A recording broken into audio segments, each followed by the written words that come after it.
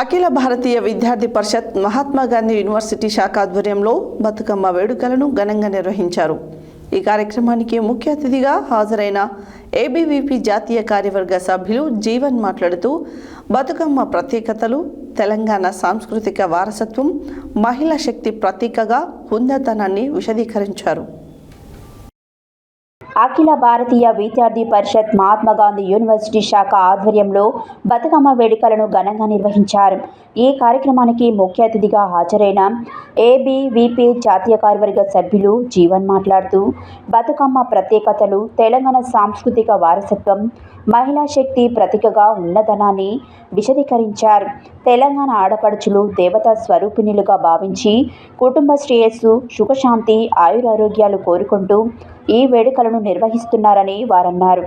బతుకమ్మ పూల పండుగ మాత్రమే కాకుండా తెలంగాణ జాతి సాంస్కృతిక గుర్తింపుగా నిలిచిందన్నారు.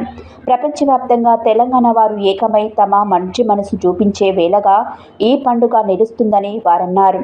ఈ కార్యక్రమంలో ఏబీవీపీ రాష్ట్ర joint organising secretary Vishnu, Nalgonda విభాగ్ ప్రముఖ్ ప్రమోద్, రాష్ట్ర joint secretary Chhatrapati, Mahatma Gandhi university, ABVP university అధ్యక్షుడు హనుమాన్, కార్యదర్శి మోహన్, ప్రత్యూష, వెంకటేష్, విజయ్, సాయి, మౌనేష్, రాజేష్ తదితరులు పాల్గొన్నారు.